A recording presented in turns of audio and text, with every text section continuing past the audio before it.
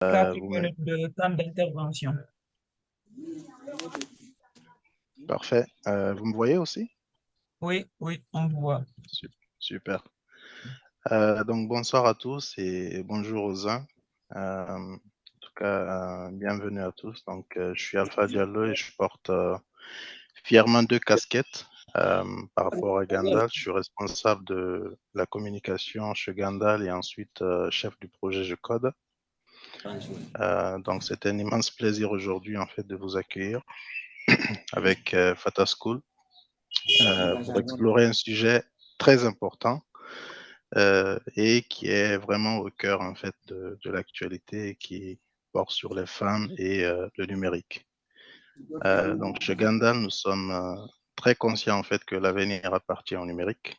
Donc c'est pourquoi nous avons lancé le projet Je Code, qui est une initiative passionnante qui vise à enseigner en fait la programmation informatique et à initier les jeunes à travers le numérique. Donc, nous croyons fermement en fait à l'égalité des chances et à l'importance en fait de donner aux jeunes, quel que soit leur genre, les compétences et les connaissances en fait nécessaires pour prospérer dans un monde qui est de plus en plus numérique. Donc, si nous prenons historiquement, donc les femmes, elles ont toujours été en fait des pionnières, des innovatrices et des forces motrices dans le développement de la technologie, bien que leur contribution ne soit pleinement reconnue. Euh, donc, on peut citer par exemple Grace Hopper, qui a eu de très nombreux apports, parmi lesquels on peut citer l'invention en fait du langage COBOL, que nous utilisons tous de façon peut-être euh, ne pas, enfin, de telle sorte peut-être que l'on ne connaisse pas, parce que c'est un langage qui régit aujourd'hui le système bancaire, notamment toute la partie opération, donc très important pour ce monde-là, qui nous permet de faire nos retraits et voilà, toute opération bancaire à ce niveau. Qu'on peine aussi à remplacer, donc par rapport aussi au fait que c'est un langage qui est robuste. Au-delà en fait de cet apport en fait de Grace Hopper, donc elle a créé aussi le concept en fait de réutilisation des notions de subroutines, des bugs ou encore l'utilisation du terme codage, donc qui est assez utilisé aussi par rapport à ce monde en fait de la programmation informatique. Donc c'est pas anodin, c'est une très grande contribution qui est actuelle et qui continue aussi à affecter en fait nos vies.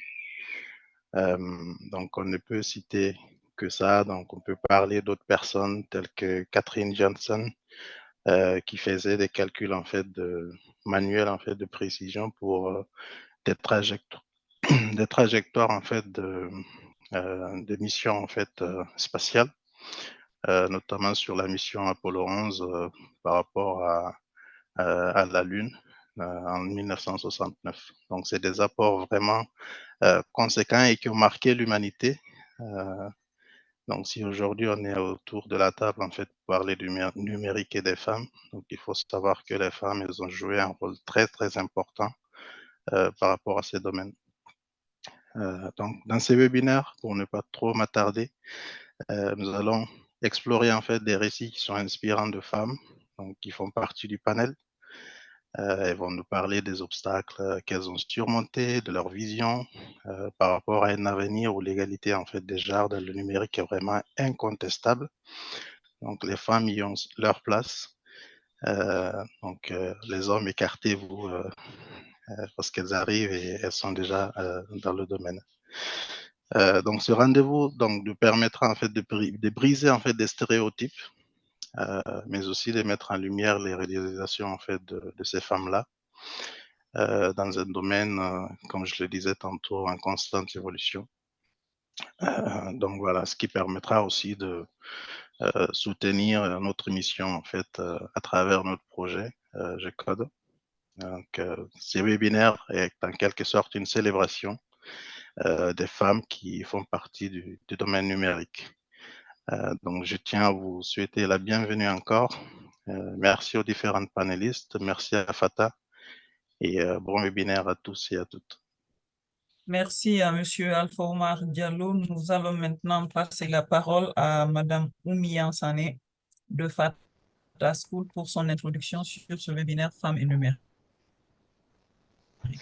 Merci, Monsieur Diallo, pour cet hommage aux femmes. Alors, nous, Fata.school, nous avons vocation à offrir des formations en programmation informatique en Afrique de l'Ouest francophone.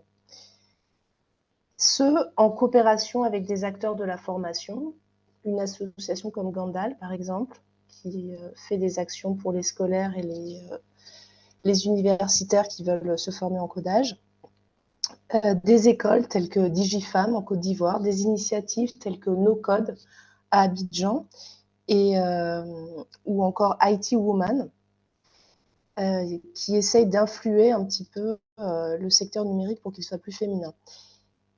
Fata.school, nous allons prochainement délivrer probablement une plateforme d'application qui sera disponible sur téléphone, parce qu'on sait qu'il y a beaucoup d'étudiants qui n'ont pas accès à l'ordinateur, pour apprendre des bases de codage.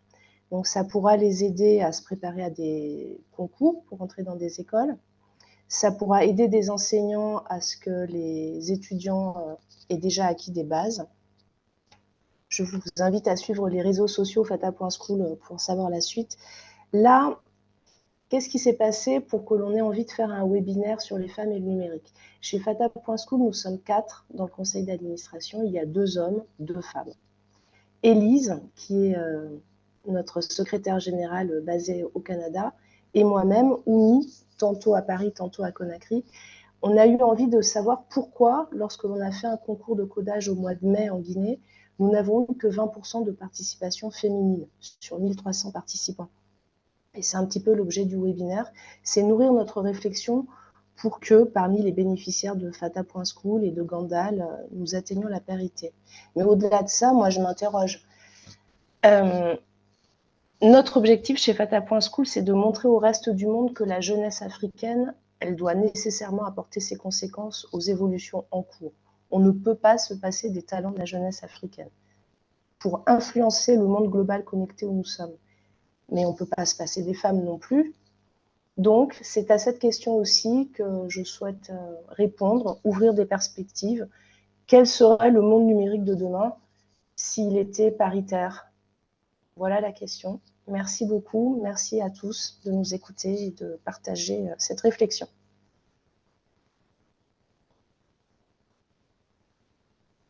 Merci à Madame Oumian Sané de Fata School. Nous allons rentrer maintenant directement dans le webinaire en question. Comment préparer et encourager les femmes aux carrières dans le numérique. Pour cela, nous allons partir avec Madame Nadine Zoro, si elle est avec nous, bien sûr, de DigiFam.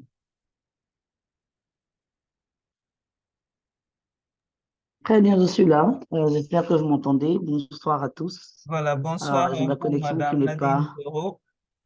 Vous êtes directrice de DigiFam et nous vous souhaitons la bienvenue dans ce webinaire Femmes et numérique.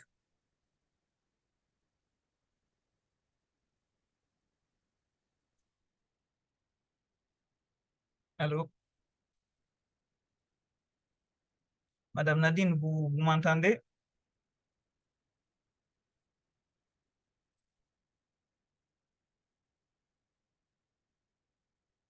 Oui, allô, je vous entends très bien. Je disais que ma connexion qui est un peu lente. J'espère que vous Ah, d'accord. m'entendez très bien OK. et qu'il n'y a pas de retard dans la...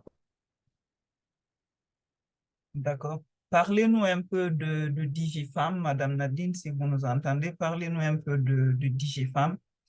Et selon vous, comment est-ce qu'on peut préparer et encourager les jeunes femmes, les jeunes filles aux carrières dans le numérique?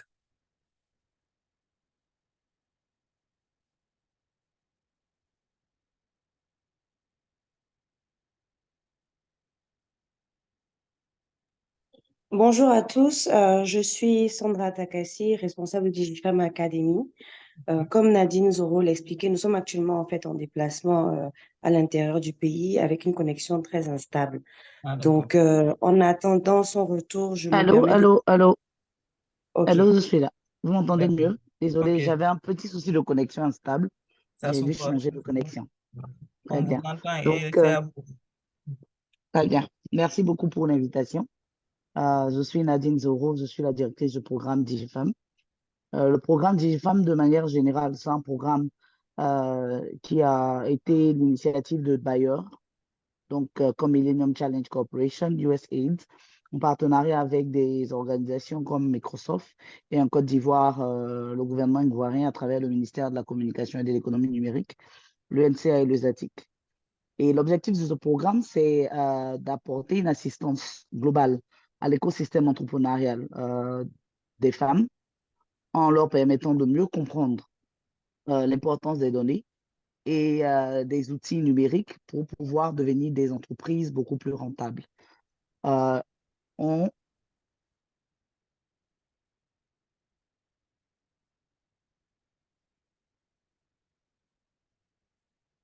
L'une des composantes principales, c'est des femmes entrepreneurs, où nous accompagnons les femmes entrepreneurs à découvrir des outils comme des outils no-code, des outils de gestion d'entreprise, des outils de digitalisation de processus et même des outils qui leur permettent de pouvoir mieux implémenter des méthodologies d'expérimentation afin de pouvoir avoir une croissance beaucoup plus accélérée.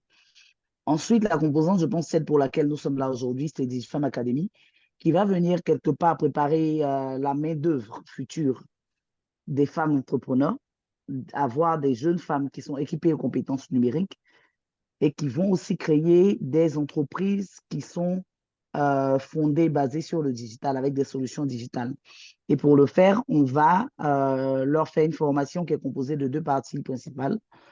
La formation en full stack development, qui dure autour de 18 mois, couplée avec une formation en entrepreneuriat.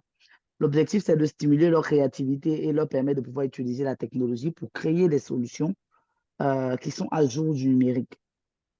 Il y a plusieurs autres composantes qui accompagnent encore les femmes entrepreneurs, mais je ne passerai pas plus de temps à parler de ces composantes, mais beaucoup plus du temps à parler de la composante numéro 2, qui est DigiFemme Academy. Et la raison pour laquelle nous, en tant que le programme DigiFemme spécifiquement, nous basons sur l'inclusion des femmes dans le secteur du numérique, c'est déjà parce qu'en Côte d'Ivoire et pour la plupart de nos pays dans le monde même, les femmes font autour de 50% de la population mondiale. Il y a des pays où c'est beaucoup moins, mais en Côte d'Ivoire, c'est autour de 50%. Et nous ne pouvons pas prétendre développer une économie dans un monde où le numérique est devenu un élément central sans donner les compétences qu'il faut aux femmes qui font la moitié de cette population-là. Ensuite, les femmes seulement parce que les femmes ont une différente manière d'apprendre et dans la société jouent un rôle socio-économique différent. Et ce rôle-là impose certaines fois des barrières sur elles, mais aussi leur permet de pouvoir avoir quelques avantages. Et donc, avec les femmes, même de leur nature physiologique, qui leur permet d'être un peu plus intuitives généralement, elles sont équipées naturellement pour pouvoir mieux utiliser ou même développer des solutions innovantes lorsqu'il s'agit du digital. Et donc, nous nous focalisons sur le digital, sur le digital pour les femmes. Aussi, en termes d'accès même au numérique, nous sommes conscients qu'il y a un grand gap entre les hommes et les femmes parce que le numérique demande beaucoup de bases. L'une des premières bases, déjà, c'est le pouvoir d'achat. Le coût pour l'accès au numérique est très cher, très élevé dans nos différents pays. Et c'est encore plus difficile pour les femmes qui, en grande partie, dépendent des hommes pour leur propre subsistance économique. Et donc, comment est-ce qu'on permet à ces femmes-là, pour celles mêmes qui ont déjà accès, qui ont des moyens, de pouvoir rentrer dans cet espace numérique-là qui est le monde d'aujourd'hui? C'est aussi en leur mettant à disposition des formations comme celle comme DigiFemme, qui prennent en compte leur réalité, des formations gratuites qui ne leur demandent pas d'avoir leur propre connexion Internet. Après, il y a d'autres aspects comme même la sécurité et l'aspect privé du numérique. Donc, la sécurité en ligne pour les femmes, je pense que ce n'est pas un sujet nouveau, mais les femmes sont sont exposées même de manière générale dans la société lorsqu'il s'agit de leur sécurité physique, mais cela devient de plus en plus exacerbant lorsqu'il s'agit du numérique. Les femmes sont beaucoup plus la proie des hommes et de la société de manière générale. Et donc, pour leur sécurité, il est très primordial que les femmes sachent comment est-ce que l'espace numérique fonctionne et soient équipés aux compétences pour être des participantes actives dans cet espace-là. Les femmes, c'est aussi la base de la société de manière générale. C'est ces personnes-là qui vont développer et vont éduquer les jeunes de demain, vont éduquer l'Afrique de demain.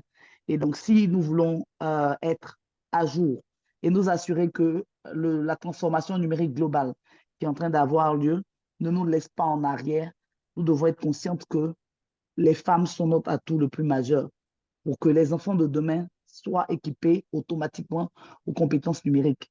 Et donc, pour nous, DigiFemmes, cet aspect-là de se focaliser sur les femmes est une question stratégique, c'est une question économique et c'est aussi une question sociale. Je ne vais pas forcément donner trop de détails sur DigiFemmes Academy parce que là, je présentais juste DigiFemmes de manière générale. Oui, en effet. Sandra est la responsable de DigiFemmes Academy. Madame Sandra va venir justement tout à l'heure nous parler de DigiFemmes Academy et de ce que DigiFemmes Academy propose en tant qu'académie et comment est-ce que de leur côté aussi, ils préparent et encouragent les femmes justement dans les carrières du numérique. Madame Sandra, si vous êtes là, c'est à vous. Oui, donc merci encore et bonsoir à tous. Alors, je suis donc Sandra Takassi, responsable de DigiFemmes Academy. Et donc, pour compléter ce que Madame Nadine a dit, comment est-ce que concrètement nous préparons ces femmes? Déjà, il faut dire que les critères de sélection sont très inclusifs. Et pour pouvoir participer au programme DigiFemmes Academy, il n'y a que 3 conditions. Être une femme, avoir un minimum de 16 ans. Il n'y a donc pas de maximum d'âge et savoir simplement lire et écrire. Et c'est donc en ayant répondu à ces 3 critères que les femmes peuvent déjà commencer le processus de sélection qui va en fait d'abord d'une part à travers le premier test en ligne tester en fait leur capacité de mémorisation, leur capacité de logique, mais aussi leur persévérance parce qu'elles ont la possibilité de faire le test à plusieurs reprises et généralement 60% des personnes qui sont sélectionnées ne réussissent pas le test du premier coup. Donc, c'est vraiment, en fait, pour nous, important de tester la motivation plus que les compétences techniques. Ensuite, la deuxième étape de sélection qui consiste à une préformation de 4 semaines nous permet à nouveau de voir vraiment l'endurance de ces femmes-là, mais aussi de pouvoir comprendre, en fait, qu'à travers notre programme, elles vont pouvoir apprendre le digital, les outils numériques et le coding, plus particulièrement, d'une manière totalement différente du système classique. Et cette manière va passer par l'apprentissage par pair. Donc, c'est en collaborant avec leurs collègues qu'elles vont pouvoir développer leurs propres compétences. Et pendant ces 4 semaines, nous les mettons déjà en conditions réelles au cours desquelles elles vont travailler sur des projets réels, pratiques, et elles vont pouvoir implémenter cette nouvelle manière d'apprendre. Et ensuite, maintenant, allô? Celles qui auront réussi à passer cette étape vont pouvoir rejoindre l'académie pour un cursus de 2 ans, 18 mois de programmation full stack development, où elles vont développer des compétences en langage Go, Rust et JavaScript essentiellement, mais elles vont pouvoir aussi toucher à tout autre langage aujourd'hui d'actualité. Et 6 mois en compétences entrepreneuriales, de telle sorte qu'à la fin de la formation, en fait, elles soient réellement capables de rejoindre une entreprise dans un département technologique ou alors se lancer en tant que freelance ou alors créer elles-mêmes leur propre entreprise tech. Et donc, à travers DigiFemmes Academy, nous visons l'accompagnement de 450 femmes sur une période de 3 ans. Nous avons lancé la première cohorte l'année dernière, le recrutement de la première cohorte l'année dernière, et elles ont démarré le programme en janvier de cette année et nous sommes en plein recrutement de la deuxième cohorte qui va démarrer l'année académique en octobre prochain. Donc voilà un peu. Justement, Madame Sandra, quelles sont les modalités? Est-ce que à DigiFemmes Academy, il faut payer? Si oui, à quelle hauteur? quel est le prix pour pouvoir vraiment avoir accès aux cours que vous donnez ou bien elles sont gratuites? D'accord. Alors, j'aimerais dire que le coût de la formation qui est payé par nos bailleurs s'élève à 10 millions de francs CFA. Mais ces coûts sont entièrement financés par nos bailleurs. Donc, les participantes n'ont rien à payer. C'est totalement gratuit pour elles des phases de sélection jusqu'à l'intégration de la cohorte et jusqu'à la fin de la formation, en fait.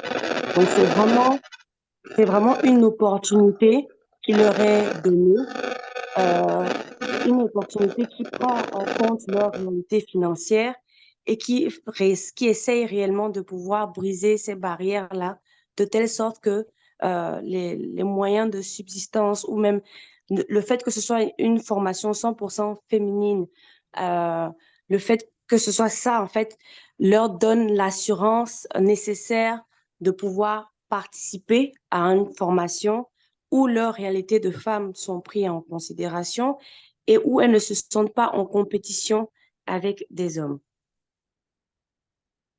D'accord, merci beaucoup d'avoir pris la parole dans ce webinaire Femmes et numérique, Madame Sandra Takassi. Nous allons continuer toujours avec Madame Aïssata Tambadou de NoCode, si elle est avec nous. Oui, bonsoir Kadiatou, bonsoir à tous. Bonsoir, bienvenue. Merci pour l'invitation. Donc, justement, Madame Aïssata Tambadou, vous avez la chance aujourd'hui d'intervenir dans ce webinaire Femmes et numérique. Je m'en vais vous reposer la même question déjà que j'ai posée aux autres. Selon vous, en tant que femme qui évolue dans ce monde quasi masculin, comment nous pouvons préparer aujourd'hui et encourager les femmes aux carrières dans le numérique et nous parler un peu de ce que vous faites aussi en tant que femme qui évolue dans ce domaine. Vous avez 4 minutes. Merci Kadiatou, merci à toutes celles qui sont présentes aujourd'hui et à ceux qui sont là également. Bravo aussi à Nadine et sa collègue pour l'initiative DigiFemme qu'on admire en tout cas et qu'on suit de loin. Donc rapidement, moi qui je suis la directrice de Le Plan B, qui est aussi un centre de formation basé en Côte d'Ivoire et qui agit sur la Côte d'Ivoire et également sur le Sénégal. On a eu quelques activités également en Guinée. Et on forme au digital également, mais pas au coding, à ce qu'on appelle le no-code, qui est complémentaire au code, qui est en fait un ensemble d'outils, de logiciels qui permettent de s'accaparer les compétences d'un développeur sans pour autant maîtriser son langage technique. Donc typiquement, ça veut dire que normalement, pour faire un site web ou une application, il faut écrire un langage qu'on va appeler du Python, du Java, du HTML, etc. Et généralement, pour apprendre ce langage-là, on peut prendre plusieurs mois et pour bien le maîtriser, encore un peu plus de mois, si on est assez rapide. Et nous, on se dit, tout le monde n'a pas vocation à devenir un expert. Il y a des gens qui sont entrepreneurs, qui sont étudiants, qui ont des projets et qui aimeraient facilement les réaliser sans avoir à aller appeler un développeur, le payer 1 million, 2 millions, 3 millions de francs CFA, sans être certain en plus du résultat. Et donc, le no-code, c'est ça. C'est un ensemble de logiciels qu'on va apprendre. Nous, on est sur des formats de formation beaucoup plus courts que ce qui a été dit précédemment. On est sur du 2 semaines, du 1 mois et demi. Et on apprend ces logiciels-là qui font qu'on peut créer un site web, une landing page, voilà, en cliquant sur des boutons, en changeant la couleur, en chargeant une image. C'est un peu les mêmes réflexes qu'on pourrait avoir sur PowerPoint ou sur Canva. Et à la fin, on est capable quand même de pouvoir créer ces landing pages-là, ces applications-là. Ce qu'on peut faire également avec le no-code, ça va être créer des sites e-commerce, ça va être également automatiser aussi des tâches répétitives. Et donc, nous, on le fait en ciblant deux publics différents déjà. Un public de jeunes étudiants, donc c'est mixte chez nous, c'est hommes et femmes mélangés. Donc, un public de jeunes qui sont soit étudiants, soit entrepreneurs et qui ont besoin de ces compétences-là pour accompagner leur projet ou leur projet, en tout cas, d'employabilité.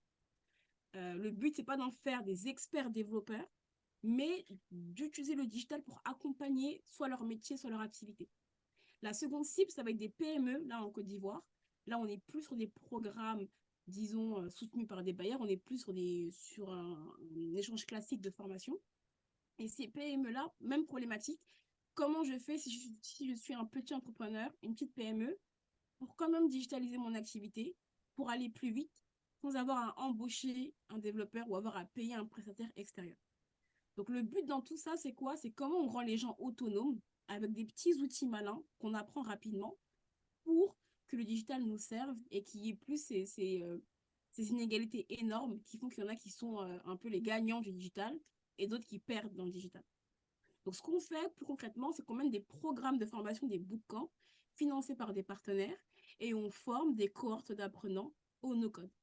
Donc, ça dépend de la thématique du bootcamp. On peut avoir une thématique site web, une thématique base de données, une thématique IA, etc. Donc, pour revenir sur la question, comment est-ce qu'on peut aider les jeunes femmes à s'intégrer dans le digital? Moi, j'aimerais dire que la vraie solution, elle se trouve même avant notre niveau à nous de formateurs. Il faut intervenir dès le plus jeune âge, au collège, au lycée, aller parler à ces jeunes filles-là au moment où elles font des choix critiques pour leur carrière, pour leurs études, et leur parler assez tôt pour qu'elles se sentent légitimes, qu'elles se disent qu'elles peuvent y aller, et surtout qu'on leur mette en face d'elles des femmes qui ont fait ce chemin-là et auxquelles elles peuvent s'identifier. Et du coup, ce côté un peu de représentation, pour moi, il est essentiel pour amener ces jeunes filles-là à ne plus avoir peur, à ne plus douter, à ne plus se dire, voilà, que c'est pas fait pour moi. Surtout que généralement, elles n'ont pas forcément dans l'environnement familial des gens qui les encouragent. Voilà, moi, ce que je dis aussi souvent, c'est que malheureusement, dans nos cultures, souvent, on dit aux jeunes filles, bon, va te marier ou fais seulement 1 an, 2 ans et puis va te marier parce que une femme qui va loin dans les sciences ou dans la tech, c'est pas forcément ce qui est en tout cas encouragé. Ensuite, pour moi, il y a ce côté mettre des quotas, discrimination positive. Nous, c'est ce qu'on fait chez le Plan B. Donc, nous, on est un centre de formation mixte, mais on s'assure qu'à chaque cohorte, on ait au moins 50% de femmes qui postulent. Qu'est-ce que ça veut dire? Nous, dans nos appels à candidature, on a environ 75% d'hommes et 25% de femmes qui postulent. Et on se dit, on va mettre en place des quotas. Et à la fin, on veut qu'il y ait 50% de femmes qui soient choisies. Donc, on fait un choix volontaire. Et tant qu'il y aura encore ces grandes inégalités entre les hommes et les femmes dans le digital, à mon avis, il faudra continuer à mettre en place des quotas au niveau des formations, mais aussi au niveau du recrutement en entreprise derrière. Après, pour moi, il y a aussi la question de créer des communautés de femmes. Il y en a à Abidjan et ouais, ça me fait plaisir d'en voir. On a rejoint récemment un réseau qui s'appelle Abidjanaise in Tech.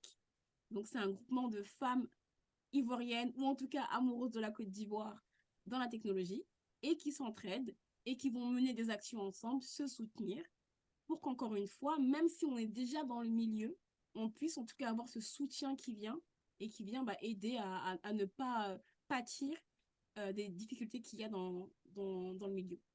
Donc, je répète, sensibilisation pour moi, sensibiliser assez tôt, former et du coup former en mettant des quotas pour prendre un maximum de filles, même si elles n'ont pas forcément toutes les compétences qu'on aurait aimées, on les pousse, on les accompagne et on les rassure.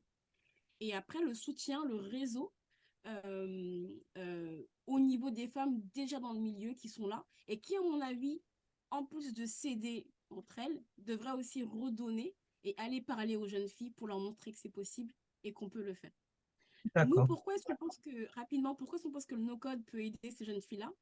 Parce qu'on se dit que le no-code, déjà, c'est pas sorcier. Donc, rapidement, on peut apprendre un outil et voir concrètement ce qu'on peut construire. Donc, ça aide psychologiquement aussi à se sentir capable de faire quelque chose. C'est aussi une formation assez rapide qui fait qu'on peut maîtriser des outils et derrière, sur le CV, le mettre et puis être mieux employable. Et pour moi, forcément, c'est pas contradictoire avec le code, c'est déjà une porte d'entrée.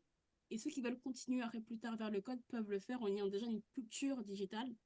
Puisque ça, c'est important, je tiens à le dire, qu'en plus d'apprendre des outils techniques, on veut leur apprendre une façon de penser. Merci, Kadiatou. Merci, Madame Aïssata Tambadou. Nous allons partir avec Madame Pouleimatou Baldé de IT Woman.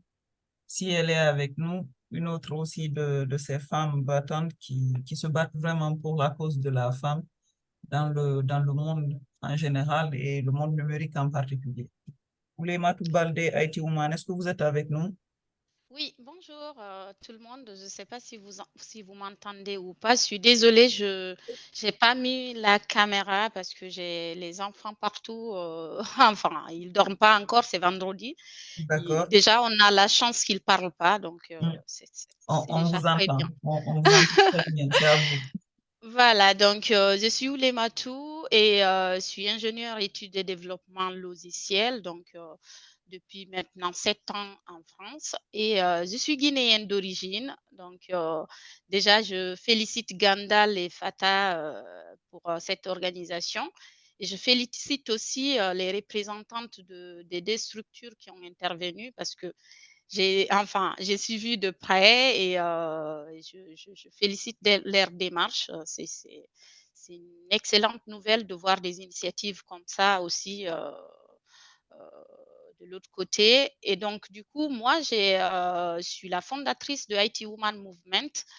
Et donc, pourquoi j'ai fondé cette association? On va commencer par ça. C'est que je suis arrivée de la Guinée après un baccalauréat scientifique pour faire mes études universitaires à Lyon. J'ai commencé dès mon arrivée à remarquer qu'il y avait un souci, c'est-à-dire que j'avais, parmi mes collègues, il y avait plus d'hommes, il y avait aussi des Guinéens, il y avait des Français, mais les femmes, il n'y avait pas beaucoup de femmes.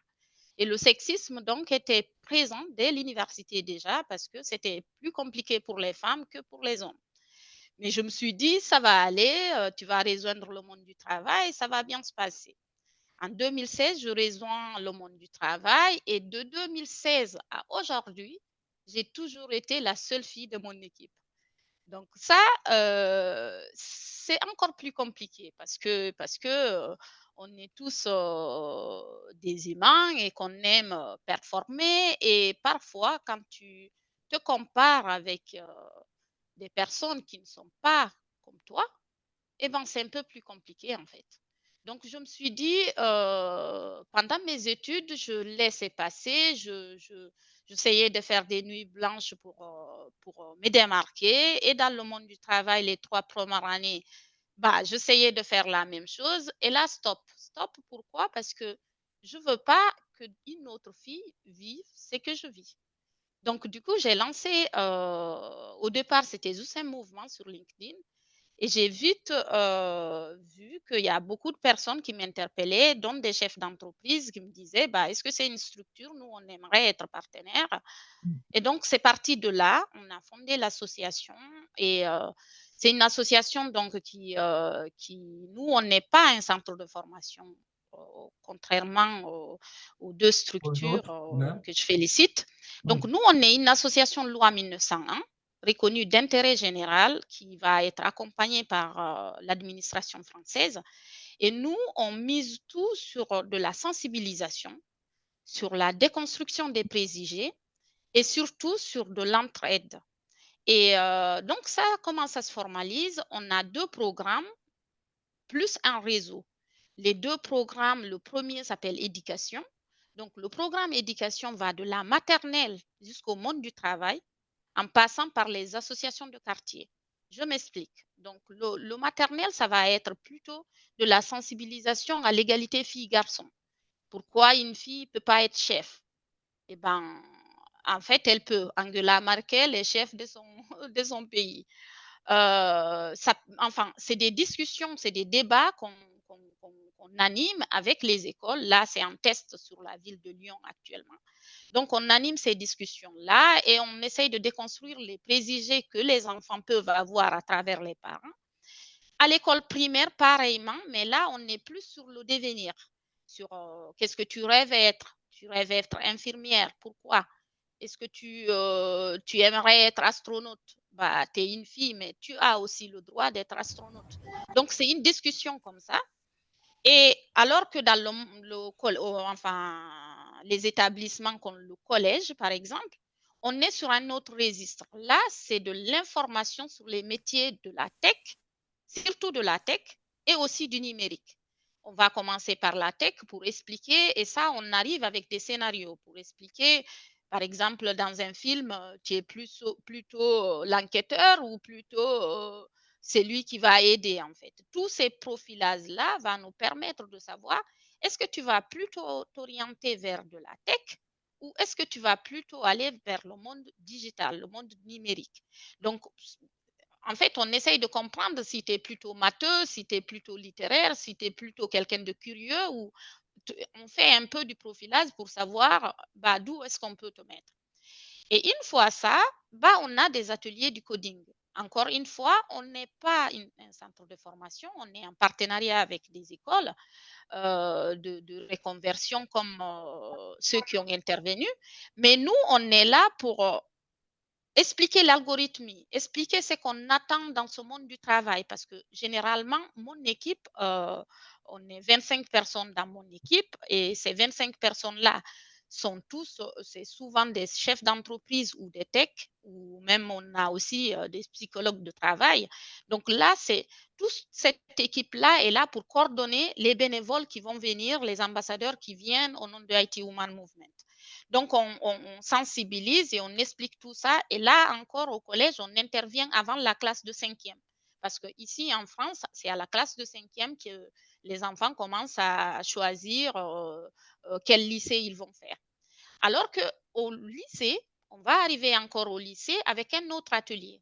Au lycée, on travaille, ici en France, il y a une dame qui est très connue, qui s'appelle Isabelle Collet.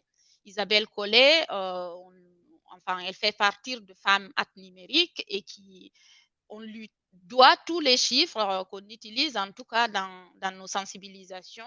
Elle fait beaucoup de recherches. C'est une professeure à l'Université de Genève qui travaille avec un monsieur qui s'appelle Mohamed Nasri, qui est spécialisé aux inégalités de genre. Donc là, on a été accompagné par lui pour le lycée pour mettre en place un jeu de cartes sur les inégalités de genre pour travailler avec les lycéens. Pourquoi on se met sur cet atelier-là? C'est-à-dire qu'on se dit, les lycéens, dans 3 ans, ils sont dans le monde d'entreprise via des alternances ou via un BTS et autres. Donc, on va commencer à préparer des ambassadeurs sur l'égalité professionnelle homme-femme dès maintenant. Donc là, c'est un jeu de cartes qui interpelle, qui explique comment ça marche et c'est surtout qui explique aussi en tant que femme, tu peux être directrice ou tu peux être, encore une fois, chercheuse en mathématiques. Donc, ces ateliers-là, c'est préparer les ambassadeurs et surtout montrer aussi qu'il n'y a pas de blague sexiste. C'est puni par la loi. C'est un hymen derrière, en fait, à cette femme-là que tu fais ce que tu appelles blague sexiste, bah, c'est un hymen. Et si ça se trouve, ça va changer sa trajectoire de carrière parce qu'elle a été mal ou que ça lui a donné encore un syndrome d'imposteur plus approfondi. Et après le lycée, on intervient chez les femmes qui se posent des questions. Est-ce qu'elles veulent continuer dans leur métier ou est-ce qu'elles veulent changer de trajectoire? Depuis le Covid, il y a eu beaucoup de femmes qui veulent se reconvertir. Donc là, c'est les accompagner en disant, nous, on est tech, on est dans ce monde-là, et c'est surtout qu'avant d'aller dans une école de reconversion, il faut être motivé, il faut avoir travaillé son projet, mais pas seulement, parce que ça, vous le faites. Par contre, il faut s'approcher il faut commencer à faire des tutoriels. Il faut avoir une feuille de route claire. Avant d'aller dire que je vais me former en développement, un vrai développeur s'est formé en bac+5, généralement. Donc, avant d'aller dans une formation de 1 an ou parfois même 6 mois, ça ne veut pas dire qu'on est en train de critiquer ces formations-là, mais va falloir être prêt. Il va falloir doubler d'efforts, plus que celui qui a fait le cursus normal, parce qu'il a plus de temps et il a plus de théorie qui l'accompagne. Donc, on va leur donner une feuille de route, on va leur expliquer, avant d'aller dans la formation, nous, on va vous suivre, on va vous mentorer pour que, arrivé dans l'école, vous soyez prêts. Et ça, on les accompagne, ces femmes-là, en amont et en aval de leur formation. Parce qu'aujourd'hui, les écoles comme Adatech, comme Eden School, comme Epitech, on va être en partenariat avec ces écoles-là. Donc, c'est avoir leur programme avant que ces femmes-là intègrent. Là encore, c'est pour que quand elles arrivent dans ces formations-là, qu'elles puissent se comparer aux hommes qui ont plus de temps à la maison, parce que ça, c'est connu aussi, la femme a plus de charge mentale que l'homme, alors que l'informatique demande plus de temps. Et donc, une fois ça, je vais juste terminer. On a à côté de ça les femmes qui sont dans le monde de l'informatique, le cursus normal. Là, on ne va pas les aider à trouver une entreprise parce que ça, généralement, moi, quand j'ai été étudiante, trouver un stage, c'était plus compliqué que trouver une entreprise. Parce que quand tu trouves un bon stage, ça détermine ton entreprise. Donc là, on va faire du marrainage-parrainage. Ça ne veut pas dire que c'est des techs qui marrainent ces filles-là. C'est toute personne qui est dans le monde du travail. Donc, ils marrainent ou parrainent voilà, ces filles-là pour qu'elles trouvent plus facilement le stage. La dernière partie, c'est les femmes qui sont dans la tech comme moi.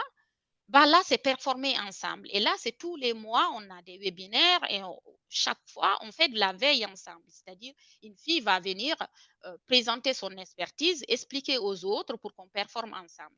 Donc ça, c'est notre programme éducation. Le programme entreprise, quant à ce programme-là, il est très simple. C'est un programme d'accompagnement aux entreprises dans leur démarche de mixité. Parce qu'aujourd'hui, en France, c'est devenu un effet de mode, de la marque employeur. Toutes les entreprises veulent de l'inclusion, de la mixité. Tout le monde brandit ça pour se vendre. Mais par contre, c'est pas forcément, elles ne se bougent pas toutes forcément. Donc nous, on sera là quand on est partenaire avec une société, c'est pour l'accompagner dans sa démarche, que ce soit sur de la psychologie au niveau voilà, équipe, au niveau management inclusive. Ça peut être aussi au niveau RH, des offres d'emploi inclusives. Donc, ce programme-là, il est là pour ça. Et la dernière partie, c'est le programme, c'est le réseau. Le réseau, on a mis en place, ce n'est pas un réseau de sororité classique. Parce que moi, je pars du postulat que si on veut atteindre l'égalité professionnelle homme-femme, il faudra inclure les hommes.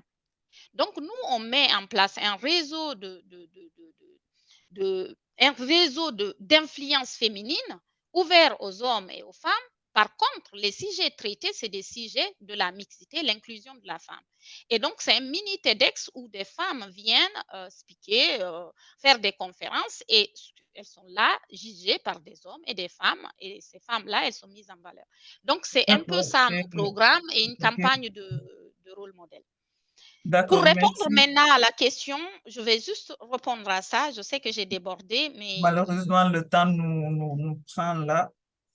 Mais vous restez quand même parce qu'il y a la phase questions-réponses. Certainement, vous aurez des questions qui vont vous être posées et qui vous permettra de répondre et de rebondir justement sur ce que vous voulez dire. très bien, merci. Voilà. Donc, à tous nos participantes et participants, c'est maintenant la phase des questions et réponses. Pour ceux qui veulent poser des questions à nos webinaires, à nos panélistes, vous pouvez poser vos questions et elles sont là pour répondre aux différentes questions que vous poserez.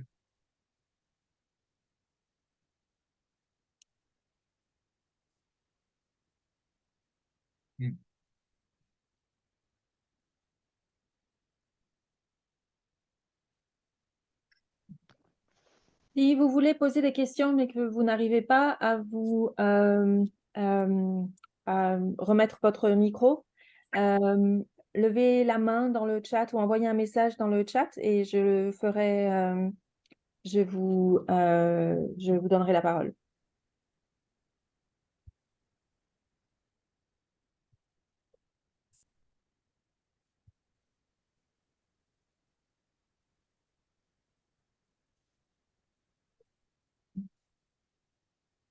Bon, je crois que nous n'avons pas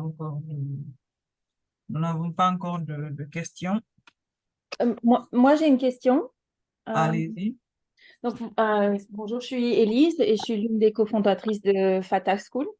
Moi, j'aimerais avoir des questions j'ai une question pour Madame Baldé, justement, sur si elle pourrait nous donner des exemples, en fait, elle parlait de sexisme, si elle pourrait nous donner des exemples de discrimination de genre qu'elle a rencontrées dans le travail, qui sont subtiles et qu'on reconnaît pas toujours comme une discrimination de genre, mais qui en sont. Ça m'intéresserait quelques exemples. Madame bien. Moulematou, est-ce que vous êtes là? Oui, je suis là. Je vais vous donner le premier qui me vient en tête il y a même moins de 2 mois. Je sors d'une réunion où on a fait une réunion sur de l'architecture, donc logiciel. Et il se trouve que apparemment, j'ai plus intervenu que tout le monde. Apparemment, j'avais des bonnes suggestions. En tout cas, c'est ce que vous allez comprendre par la suite. Donc, on sort de la réunion et c'est un collègue qui est avec moi depuis quelques années. Et dès qu'on sort, la personne me dit, bah, Oulematou, mais tu as été très, très bon pour une développeuse. En fait, ils disent que c'est bon pour le sein. Il y a le gingembre, il y a le clou de girofle. Non, tu sais, le gingembre, déjà, c'est bon. Il y a le clou de girofle. Est-ce que vous pouvez couper votre votre micro, madame, s'il vous plaît? Madame Diallo, je crois, quelque chose comme ça. Madame Oulematou, vous pouvez continuer. Oui, je disais, du coup, j'ai ce collègue-là qui me dit que j'ai été bon pour une développeuse. Alors, je lui demande de développer et je dis, mais je ne comprends pas, bon pour une développeuse, ça veut dire quoi? Elle me dit, d'habitude, les développeuses sont pas bons, enfin, sont pas au niveau en termes de compétences. En termes de communication, Et en termes de... elles ne peuvent pas suivre.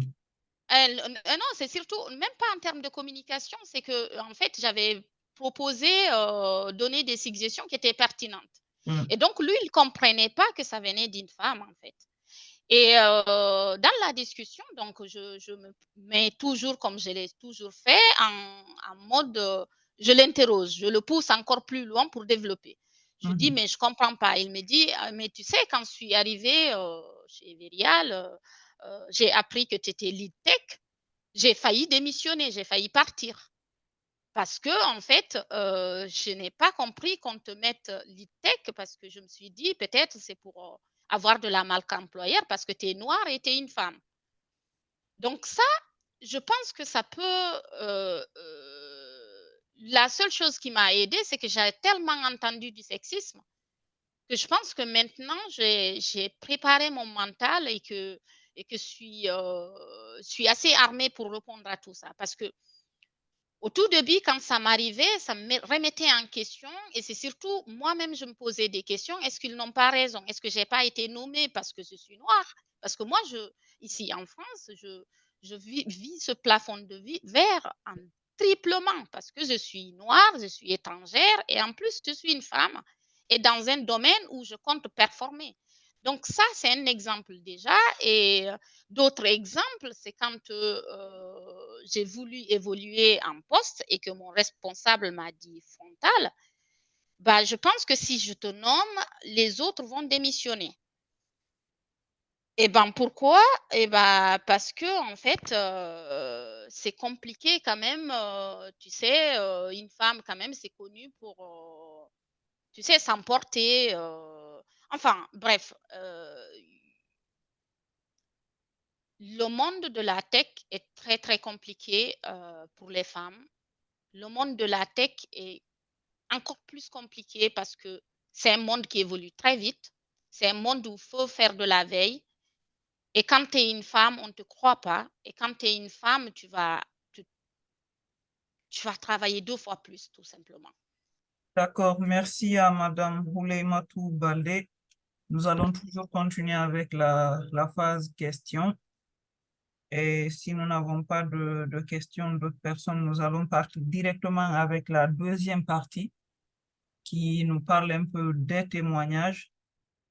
Et dans ce cas, nous avons au moins 7 intervenantes qui vont nous parler de ce qu'elles ont vécu et comment est-ce qu'elles s'en sont sorties et comment dans ce monde aujourd'hui rempli de masculinité, les femmes peuvent s'en sortir et faire carrière dans le numérique.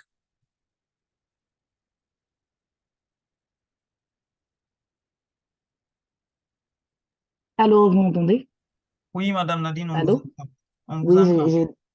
j'ai levé la main très rapidement parce que je voulais ajouter une petite contribution par rapport aux obstacles dans le monde du travail qui sont généralement considérés directement comme certains éléments sexistes. Et ça peut être des éléments très basiques comme le manque de toilettes femmes dans une entreprise. OK. Et certaines entreprises n'ont pas les infrastructures qu'il faut pour pouvoir avoir des toilettes femmes et ça peut être décourageant pour les femmes de travailler dans ces entreprises parce qu'elles ne sont pas forcément épanouies de manière générale. D'autres exemples, c'est aussi certaines fois même les after-work ou les rencontres avec les partenaires d'affaires qui se font très tard les nuits, surtout dans des sociétés où les femmes, qui sont certaines fois mariées, n'ont pas toujours la possibilité de participer à ces événements de networking. Donc, quelque part, c'est à ces événements que certains deals sont signés. Et donc, une femme qui doit grandir dans le secteur et qui n'arrive pas à participer à ces événements-là n'est pas toujours avantagée lorsqu'il s'agit de progression dans sa carrière. Donc, il y a certains éléments qui ne sont pas toujours conscients que les employeurs implémentent dans l'entreprise, mais qui créent des blocages très sérieux pour le développement d'une femme.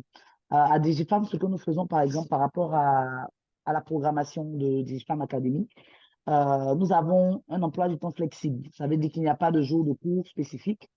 Et donc, les femmes ont la flexibilité de choisir les jours où elles veulent venir à la formation dans un horaire qui est entre 8h et 20h du lundi au dimanche. Et donc, ça permet à une femme de pouvoir toujours garder son rôle de mère au foyer, de famille, tout en se formant et n'ayant pas à choisir. Ce qui n'est pas forcément le cas dans plusieurs de nos programmes ou dans plusieurs de nos endroits de travail où les horaires sont fixés. Et donc, certains éléments, par exemple, de flexibilité de ce type-là, permettent aux femmes de se sentir beaucoup plus incluses et de croître plus facilement et avec moins de difficultés dans des environnements comme des environnements tech. Merci beaucoup. Merci, Madame Nadine. Nous allons immédiatement passer à la phase 2 de notre webinaire sans transition. Et pour les témoignages, je voudrais appeler Madame Kadiatou Konaté, présidente, je crois, du Club des jeunes filles leaders de Guinée, si elle est avec nous. Bonsoir à toutes, bonsoir à tous. C'est un plaisir pour moi d'être là avec vous autour de ce webinaire. Voilà, bonsoir, Madame Konaté. Bienvenue sur le webinaire Femmes et numérique. Nous voudrions avoir votre avis, vous, en tant que directrice exécutive d'une ONG qui se bat pour les femmes aujourd'hui, pour le droit des jeunes filles. Comment est-ce que vous faites pour vous en sortir et quels sont les types de problèmes que vous rencontrez concernant les femmes justement dans le numérique?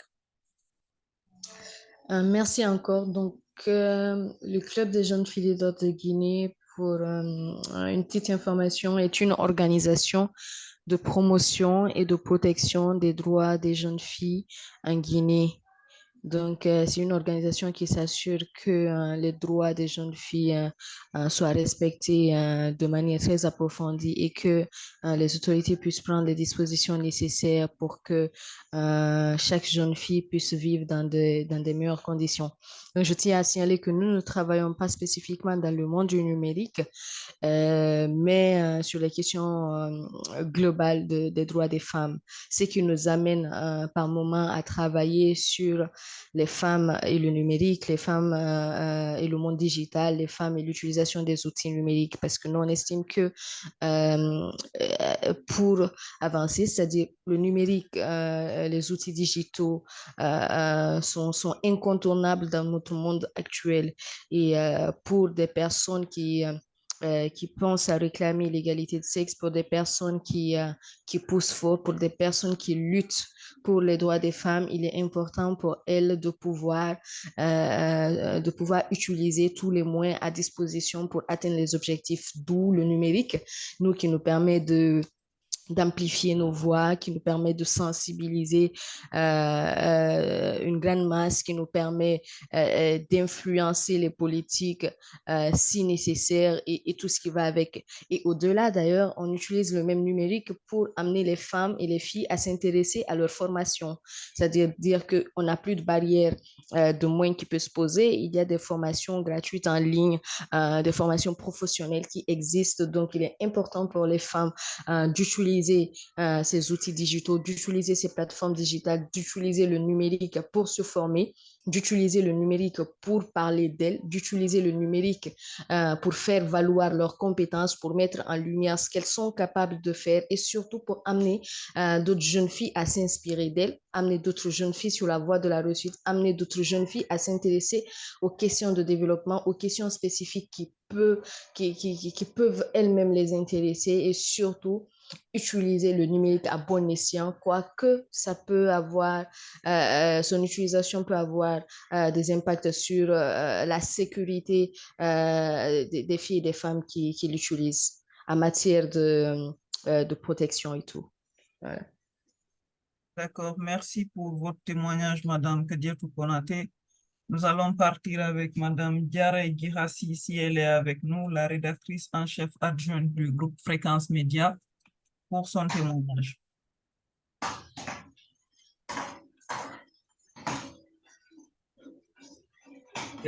Est-ce que Madame Diarra Girassi est avec nous?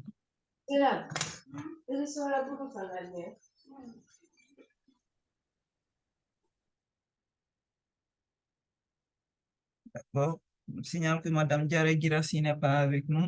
Néanmoins, nous continuons toujours cette deuxième phase de témoignage avec Madame Fanta Kroma, Customer Success Manager à IBM.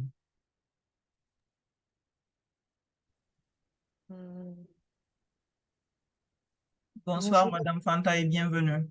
Bonsoir, bonsoir à tous. Je suis ravie d'être dans ce webinaire. Je suis Fanta Kroma. Je suis membre de l'association Gandal qui co-organise cet événement et je travaille aussi dans le domaine IT depuis plusieurs années maintenant. Donc, je suis ravie de partager avec les personnes présentes mon expérience dans ce domaine-là. Je vous écoute, Madame Fanta. Alors, c'était quoi la question? J'ai pas suivi. Bon, la question est de savoir, vous, en tant que femme, quelle a été votre expérience, surtout dans le monde IT? Et si on vous demandait aujourd'hui de donner un témoignage, quel serait votre témoignage? Alors, mon expérience dans le monde IT remonte à beaucoup d'années parce que moi, j'ai fait un cycle ingénieur en Guinée. J'ai fait Polytech en Guinée et donc, pendant ma formation, j'ai fait pas mal de stages dans des entreprises de la place avant de venir faire. Et j'ai travaillé aussi en Guinée en tant qu'ingénieur télécom pendant 1 an. Et je suis venue après faire mes études en France, un master en informatique, et je travaille dans ce domaine-là. Mon expérience dans ce domaine, je disais, c'est un domaine où il n'y a pas beaucoup de femmes, c'est une réalité en fait. Mais ça ne veut pas dire que c'est impossible pour les femmes, parce que les femmes qui se mettent dans ce domaine, c'est vrai que c'est assez challenging, ça bouge beaucoup, il y a pas mal de stéréotypes qu'on peut entendre ou vivre au jour le jour. Il faut savoir dépasser tout ça et aller au-delà. Il y a de belles perspectives, en tout cas pour les femmes. Aujourd'hui, il y a pas mal d'entreprises. Je parlerai du cas de la France parce que c'est où je réside actuellement depuis un certain moment, qui mettent des initiatives en place pour encourager justement les femmes à aller dans ce domaine de la tech. C'est aussi vrai en Afrique, c'est des ressources. Les ressources manquent en fait. Si on prend les statistiques des emplois qui doivent venir dans la tech, il y a plus de 100 000 emplois dont on aura besoin d'ici les 10 prochaines années, voire même les 5. Et on n'arrive même pas aujourd'hui à trouver la moitié, c'est-à-dire on n'atteint même pas 50 000, on est autour des 30 000. Donc, moi, je dirais aux intervenantes qui nous écoutent, hein, je sais que les hommes aussi s'intéressent à ce sujet, de vraiment, si vous êtes dans ce domaine-là, allez-y à fond, il y a de la place pour tout le monde. Ne lâchez rien, c'est challenging, c'est dur. En tant que femme, on a pas mal de réalités, on vit pas mal de choses. Que ce soit en entreprise, je vais vous prendre des exemples concrets. Moi, quand j'ai fait des stages en Guinée, par exemple, je recevais certaines remarques pour dire, ah, mais t'es encore dehors à cette heure-ci, pourquoi t'es pas rentré, il est tard, pourtant j'étais en train de travailler en fait. J'étais juste en train de travailler. Et même en France aussi, on reçoit toujours des remarques. Moi, quand je revenais de mon congé maternité, par exemple, j'entendais, ah, mais peut-être faut refaire des preuves en fait. On n'a pas besoin de faire des preuves, on n'a pas besoin de se mettre la barre vraiment très haute et se dire qu'on doit travailler 3, 4 fois plus. Faut qu'on trouve, nous, notre juste équilibre. Faut qu'on donne le meilleur de nous-mêmes et je pense que ça ira en fait. D'accord. Et justement, avant de clore avec vous, Fanta, quotidiennement, en quoi consiste votre métier et quelles sont les compétences nécessaires dont on a besoin justement pour faire cela rapidement? Quotidiennement, moi, mon métier, en fait, moi, je suis chez IBM il y a à peu près 7-8 ans aujourd'hui. J'ai eu pas mal de postes, donc j'ai eu quand même différents postes que j'ai occupés. J'ai commencé par des postes très techniques où j'étais architecte cloud, c'est-à-dire que j'aidais mes clients à mettre en place des infrastructures sur lesquelles reposait leur IT. J'ai travaillé pour des clients, par exemple, on le voit pas toujours, mais des clients, si je prends un exemple, des clients comme dans les grandes compagnies, que ce soit aériennes, lorsque nous, on achète un billet, lorsque on achète un billet d'avion, parce que tout le monde, au moins, ça peut être parlant pour tout le monde, sur Internet ou en agence, on s'appuie sur un système informatique. Et aujourd'hui, la plupart de ces systèmes informatiques sont cloudifiés pour réduire les coûts des entreprises. Donc, moi, je travaille, c'est comme un peu les architectes de maison. Moi, j'aide mes clients à mettre ces architectures informatiques en place. Et aujourd'hui, au jour le jour, j'ai eu ce poste-là, j'ai eu d'autres postes où j'étais responsable de certaines offres, toujours dans ce domaine-là. Aujourd'hui, je travaille à accompagner mes clients pour m'assurer qu'ils déploient les solutions techniques vendues par IBM et que cela fonctionne correctement. Concrètement, lorsque moi, un client aujourd'hui achète un produit, demain, moi, je recevrai, j'ai un certain nombre de clients, j'ai à peu près une dizaine de clients dont je m'occupe. Ce sont des grands comptes. Quand je dis grands comptes, c'est souvent des grosses entreprises avec plus de des centaines d'employés. Et ce que moi je fais, c'est m'assurer qu'ils utilisent bien ces logiciels-là, que ça répond à leurs besoins et que s'il y a un problème, qu'on le règle tout de suite. Je prends un exemple concret pour que ça parle à tout le monde. Si vous achetez votre téléphone, c'est pas que j'ai mon téléphone, je rentre chez moi. Avoir un iPhone sans pouvoir utiliser toutes les capacités de l'iPhone alors qu'on le paye à des millions, ça vaut pas vraiment le coup en fait. Donc, c'est accompagner les clients à tirer toute la puissance qui se trouve dans les logiciels qu'ils achètent. D'accord, merci beaucoup, Madame Fanta. On vous reviendra après. Pour le Je moment, vous nous en allons continuer avec Madame Jamila Diallo, ingénieure R&D et IA, si elle est avec nous. Madame Jamila Diallo. Oui, bien sûr, je suis là. Voilà, bonsoir Madame Jamilatou et bienvenue dans notre webinaire Femmes et numérique. Nous allons recueillir toujours vos témoignages aussi et vous avez 4 minutes d'intervention justement. 4 minutes pour nous parler de ce que vous faites et de comment vous avez réussi à le faire. Quelles sont les difficultés que vous avez rencontrées? D'accord, ok. Déjà, je me nomme Diallo Jamilatou et je tiens tout d'abord à adresser mes félicitations aux organisateurs de cet événement parce que la disparité, elle est là. Je suis tutrice d'une association qui s'appelle Guinée Études qui accompagne les étudiants en classe préparatoire pour intégrer des écoles d'ingénieurs. Et au niveau des inscrits, il n'y a aucune femme. Donc, je considère que cette initiative est véritablement louable. En ce qui concerne mon parcours, j'ai effectué la majeure partie de mes études en Guinée avant de venir en France, juste après avoir obtenu mon baccalauréat. Afin de poursuivre mes études, justement, j'ai obtenu une licence en informatique en France et un master en sciences et ingénierie des données et l'intelligence artificielle. Alors, personnellement, je dirais pour avancer dans ce secteur, l'un des points clés, je dirais, c'est la confiance en soi. La confiance en soi est cruciale pour réussir dans n'importe quel domaine, et y compris la technologie.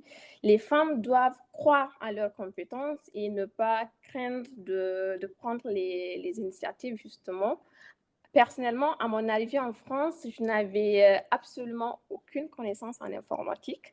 J'étais comme un enfant qui apprenait à marcher. Et le premier jour, j'ai eu des difficultés à me connecter. Le professeur me demande tout de suite de travailler avec un autre étudiant, ce qui m'a soulagée directement car j'éprouvais une certaine appréhension que je ne saurais expliquer. Donc, je pense qu'une des choses qui pourrait éventuellement aider est de démystifier ce secteur, car en général, on a tendance à associer les métiers dits complexes, entre guillemets, aux hommes. Donc, démystifier ce domaine pourrait encourager davantage de femmes à s'y intéresser, peut-être à travers des campagnes de sensibilisation dans les écoles, en encourageant les femmes à se lancer, en leur montrant surtout des exemples de femmes qui ont réussi dans ce secteur de la technologie, afin de... Justement, Madame Diallo, je ne vais pas vous couper. Le secteur dans lequel vous évoluez, je vois ici ingénieur R&D et je vois IA. Parlez-nous un peu de ça. Qu'est-ce que c'est quotidiennement? Qu'est-ce que c'est quotidiennement? Alors, Et ça le consiste R... à quoi, en fait? Oui, justement. Alors, le ingénieur R&D en intelligence artificielle, le R&D signifie recherche et développement. Donc là, actuellement, je travaille dans un groupe, plus précisément, un groupe qui a la particularité de posséder un centre de recherche et de développement. OK. Donc là, actuellement, je travaille là-bas et je travaille sur la recherche de techniques pour extraire automatiquement des informations sur des documents et sur des signatures grâce à des techniques d'intelligence artificielle et d'autres méthodes classiques. D'accord. Et quelles sont les compétences dont on a besoin pour pouvoir faire ce que vous êtes en train de faire? Alors, il faut déjà des compétences en intelligence artificielle, c'est-à-dire du machine learning, plus précisément du deep learning, et du Python, naturellement, et des maths, surtout, des statistiques et de la programmation. Quelles sont les difficultés auxquelles vous êtes confrontés? Très rapidement, nous n'avons plus qu'une minute. Quelles sont les difficultés que vous avez rencontrées? Personnellement, pour l'instant, c'est vrai que je suis au début de ma carrière. Je n'ai rencontré aucune difficulté, que ce soit discrimination ou autre. Pour l'instant, je dirais tout va bien pour moi. Je ne vois pas vraiment. La seule difficulté que j'ai rencontrée, c'était à mes débuts et c'était normal parce que je n'étais pas vraiment... c'était quelque chose que je n'étais pas habituée. Sinon, à part ça, ça va, ça va. C'est faisable, je dirais. D'accord, merci. Vous restez avec nous toujours. On va aller maintenant avec Madame Jocelyne Assoba, business analyst, si elle est avec nous. Madame Jocelyne. Oui, bonsoir tout le monde. Bien sûr, je suis avec vous. Bonsoir, Madame Merci, Jocelyne, et bienvenue sur notre webinaire Femmes et numérique. merci pour l'invitation. Je suis ravie d'être avec vous ce soir. On va aller Je vais avec parler le de mon expérience. témoignage. Voilà, très Ouais, rapidement. Je vois business d'accord. analyst, qu'est-ce que ça veut dire et qu'est-ce que vous faites au quotidien? Quelles sont les difficultés que vous rencontrez? Quels conseils vous pouvez donner aux femmes et filles qui Mhm. évoluent dans ça? Ok, d'accord. Alors, déjà pour commencer, je vais parler un peu de mon parcours. Comme ça permet en fait aux gens de se situer. Donc moi, je suis business analyst depuis à peu près 15 ans entre la France et l'Angleterre. Là, en ce moment, je suis basée en Angleterre et comme je suis dans une petite entreprise, on va dire que j'ai deux rôles. Donc, j'ai business analyst et product owner. Alors, en quoi ça consiste? Donc, déjà, l'entreprise dans laquelle je travaille, c'est une entreprise qui travaille avec des hôpitaux. Donc, et moi, ce que je fais en particulier, c'est travailler avec les développeurs et les chefs de projet et les clients pour faire en sorte que l'outil qu'on déploie dans les hôpitaux s'adapte bien en fait à la manière de fonctionner de l'hôpital, qu'il ait toutes les fonctionnalités dont ils ont besoin. Et s'ils n'ont pas ces fonctionnalités-là, de transmettre l'information aux développeurs pour qu'ils puissent combler les différences. Donc moi, je suis l'intermédiaire en fait. C'est-à-dire que n'importe qui a une question sur cet outil informatique ou qui a besoin de le faire évoluer, passe par moi pour que je décide, pour déjà que je vérifie qu'on n'ait pas cette fonctionnalité ou décide de la développer et demande au développeur comment je veux qu'elle soit développée. Donc c'est ça en fait mon rôle, c'est vraiment un rôle d'intermédiaire. D'accord. Et ouais. Qu'est-ce qu'il faut faire en termes de formation justement pour arriver à faire ce que vous êtes en train de faire aujourd'hui? Alors moi, je n'ai pas fait des études d'informatique et donc c'est en fait en termes de ce qu'il faut pour moi pour travailler dans l'informatique, ça vient de là, c'est-à-dire qu'il faut de la flexibilité. Donc moi j'ai eu un master en économie, un DEA d'ailleurs à l'époque en économie, Et je suis partie 1 an en Angleterre, je suis revenue en France et j'ai décroché un travail c'était à l'époque chargé d'études commerciales. Donc, il y avait beaucoup de statistiques, il fallait faire des données. Et j'ai commencé en fait à rentrer dans les bases de données. Et en fait, de fil en aiguille, je suis passée du directeur commercial au directeur financier. Et ensuite, je suis repassée voilà, chez un autre directeur commercial. Et ensuite, j'ai commencé à mettre mes mains dans les outils informatiques qui permettaient de sortir des données, notamment Salesforce. Et à partir de là, ça m'a permis en fait de rentrer dans le monde de l'IT et d'évoluer en fait. Donc en fait, l'idée, c'est d'être flexible, de pouvoir en fait attraper les chances qu'on a au vol et ensuite de montrer sa valeur et ensuite montrer qu'on peut en fait s'adapter. Donc voilà, donc ça c'est vraiment une histoire pour dire que, ok, ça fait peut-être 15 ans, mais moi, j'ai pas commencé dans l'informatique et maintenant j'évolue dans l'informatique et je suis bien installée dans l'informatique. Donc voilà, donc pour moi, voilà, une des qualités qu'il faut pour pour bosser dans l'informatique, Il c'est faut être être flexible et très savoir flexible. s'adapter. Savoir s'adapter, ouais, ça c'est vraiment essentiel. Parce que tout va très vite, en particulier l'informatique aujourd'hui. Donc, il faut toujours pouvoir voilà, s'adapter à l'environnement. La D'accord. deuxième chose Mm. ouais, que je vais rajouter, si on veut parler des qualités dont on a besoin, c'est l'anglais. Moi, à l'époque, déjà, j'avais fait 1 an à Londres et quand je suis revenue en France, les gens qui m'ont embauché, ils m'ont dit: «Je vous embauche parce que vous parlez anglais». Qu'en France, il y a pas beaucoup de gens qui parlent, anglais Anglais, et oui. vous avez un bon niveau d'anglais, c'est indispensable. Donc ça, c'était il y a 15 ans et j'étais pas encore dans l'informatique. Aujourd'hui, je suis dans l'informatique, je vais même plus dire, un bon niveau d'anglais, je vais même pas dire que c'est bien, je veux dire que c'est indispensable. Dans l'informatique, tous les développeurs avec lesquels j'ai travaillé depuis plus de 15 ans ne parlent pas français. Donc là, je travaille avec des Russes, avant je travaillais avec des Indiens, j'ai travaillé avec des Polonais, donc il faut parler anglais. Ça, c'est vraiment quelque chose sur lequel je vais insister. Je suis d'accord que maintenant, il y a des outils comme ChatGPT qui vous permettent de, voilà, de- comment dire, traduire, voilà, traduire vos emails, mais ça suffit pas. Déjà, vous perdez du temps. Dans un environnement, il faut être rapide. Donc, il faut quand même avoir les bases en vous. Et quand vous êtes en réunion, vous n'allez pas voilà, demander à ChatGPT de parler. Donc, maîtriser l'anglais, je pense que ça, c'est vraiment une des compétences essentielles aussi. D'accord. Merci, Madame Jocelyne. Vous restez avec nous parce que après cette partie, il y a la phase des questions-réponses.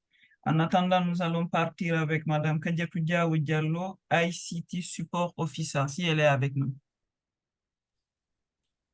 Oui, bonsoir à tous, bonsoir à toutes. Vous Bonsoir, Madame m'entendez? Kadiatou, et bienvenue sur notre webinaire Femmes et numérique. Merci. Merci de m'avoir invité. Je félicite vraiment toutes celles qui ont intervenu. C'est une bonne chose, c'est un événement qui est vraiment intéressant et j'aimerais vraiment que nos sœurs puissent suivre cela parce que c'est, il y a beaucoup, en fait, qui ont un certain blocus ou qui pensent que c'est pas fait pour les femmes. Donc, avant, j'ai déjà commencé à me lancer dedans. Je vais me présenter. Donc, je m'appelle Kadiatou Diaw Diallo. Je suis ingénieure en télécommunication. Donc, j'évolue dans le monde de l'information et de la communication depuis une dizaine d'années maintenant. J'ai étudié en Guinée ici. Je suis à Conakry. Donc, je travaille pour BIA Group.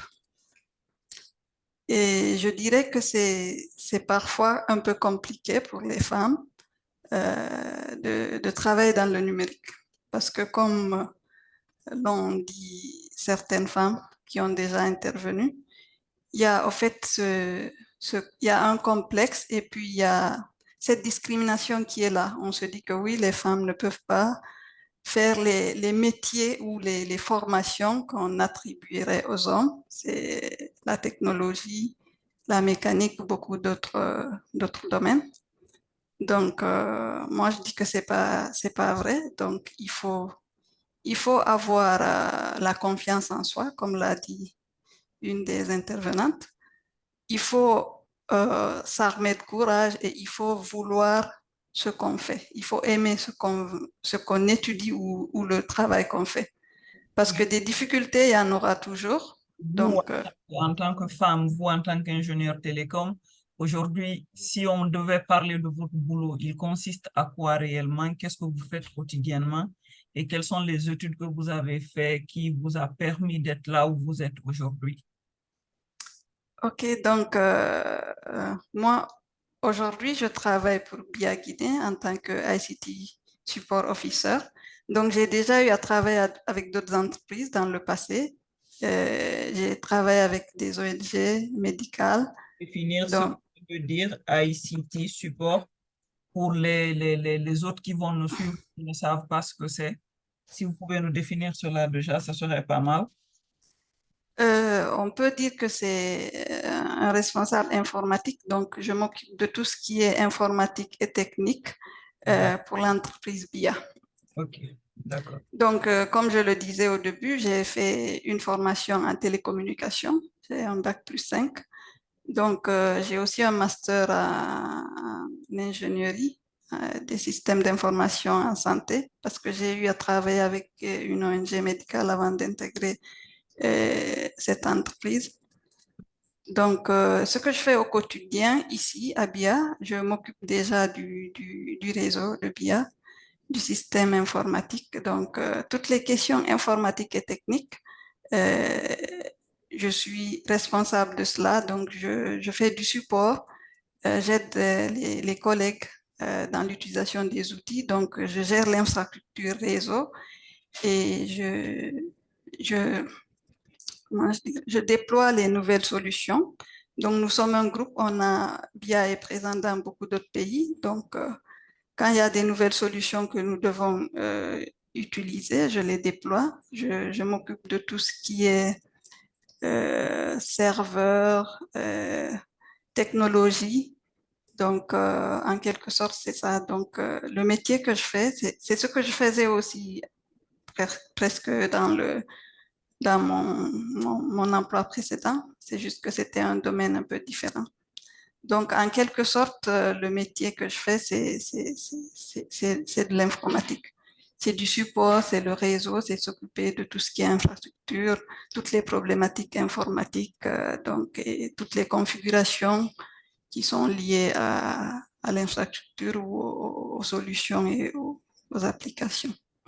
Depuis que vous avez commencé, est-ce que vous rencontrez de plus en plus de femmes dans votre travail?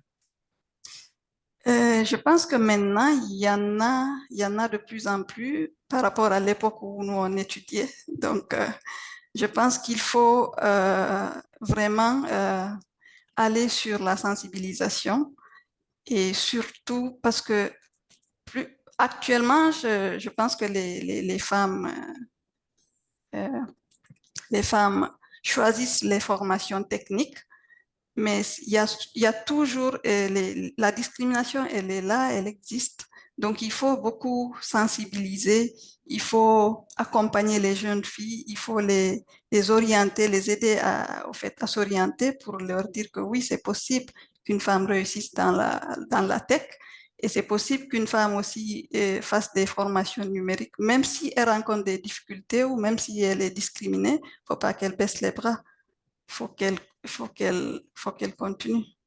D'accord, on vous garde avec nous. Nous allons continuer toujours cette phase de témoignage avec Madame Kadiatou Diallo, qui est entrepreneur digital, si elle est avec nous.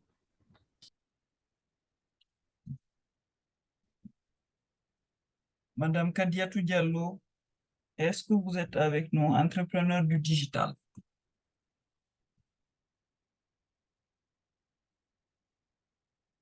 Ok, Oumi, je constate que Madame Kadiatou n'est pas avec nous. Dans ce cas, nous allons enclencher, si vous voulez bien, avec la phase des questions-réponses. Je vois qu'il y a beaucoup de questions qui concernent les métiers de business analyst, justement. Oumi, vous êtes là? Oui, tout à fait. Je suis en train de lire les questions. Ah, il y a une question pour Jamilatou. Quel conseil donnerais-tu aux jeunes qui souhaitent se former en data et en intelligence artificielle? Oui, Quelles ressources utiliser? On va continuer directement avec la phase des questions et réponses parce que nous avons bouclé, je crois, le côté témoignage pour ceux qui sont présents. Madame Diamilatou, est-ce que vous êtes là?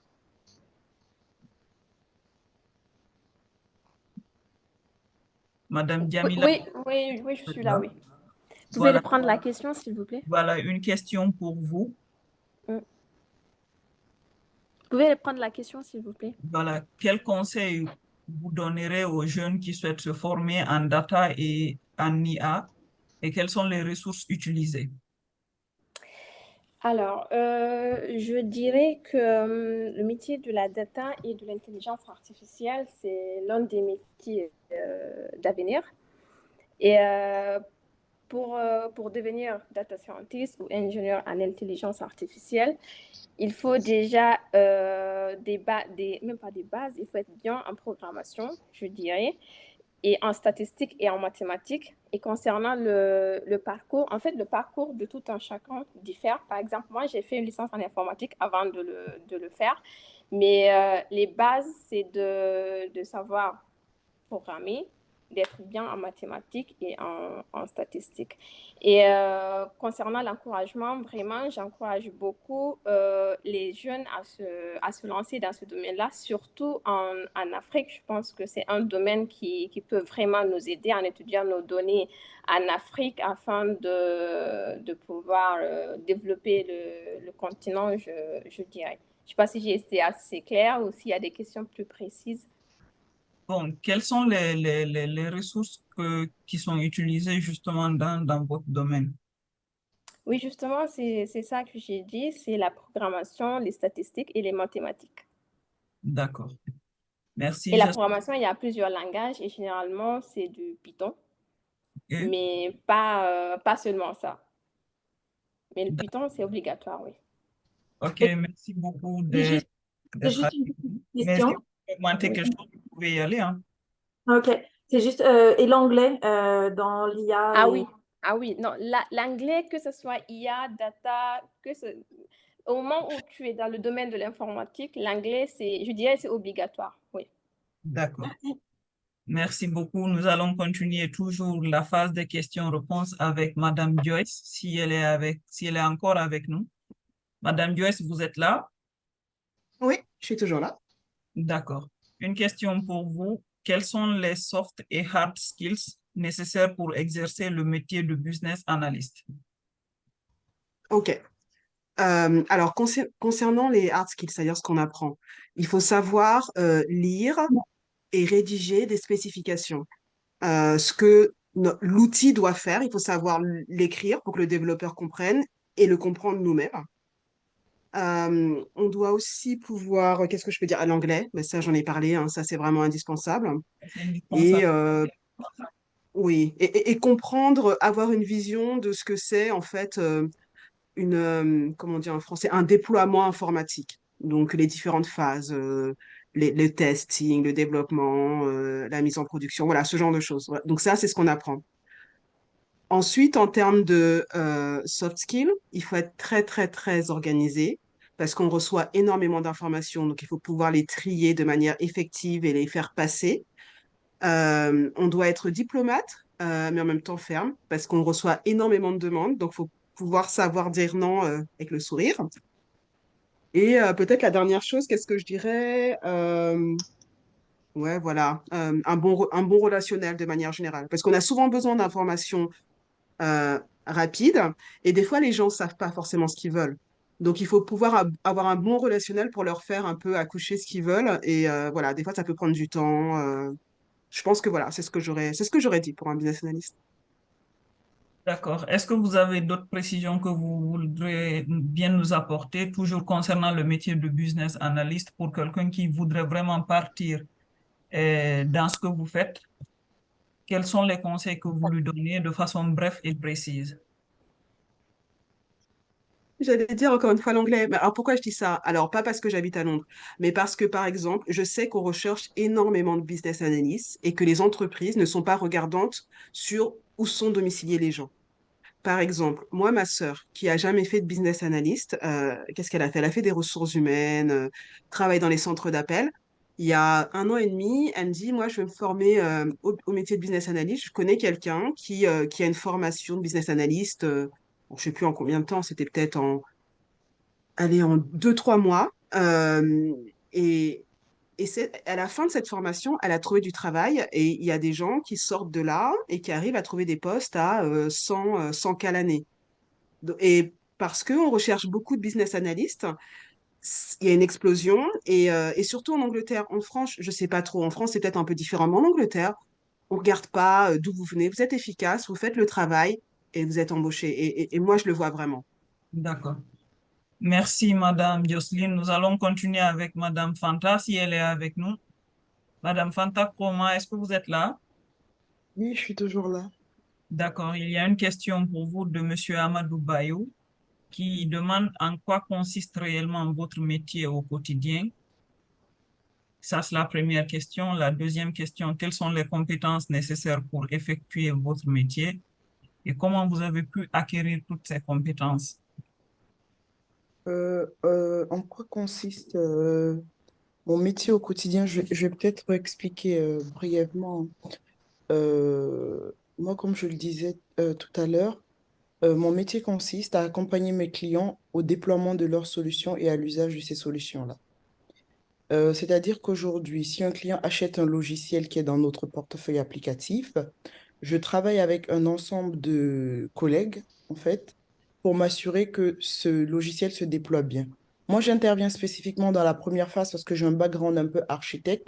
C'est pour essayer d'accompagner le client à faire le design, à nous assurer est-ce qu'on a pris en compte tous les paramètres, c'est comme lorsqu'on construit une maison, est-ce qu'on a pris en compte tous les paramètres, toutes les fondations solides pour pouvoir construire, mettre en place ce logiciel parce qu'ils sont souvent destinés à des productions qui peuvent être critiques. Quelles sont les compétences nécessaires pour effectuer mon métier?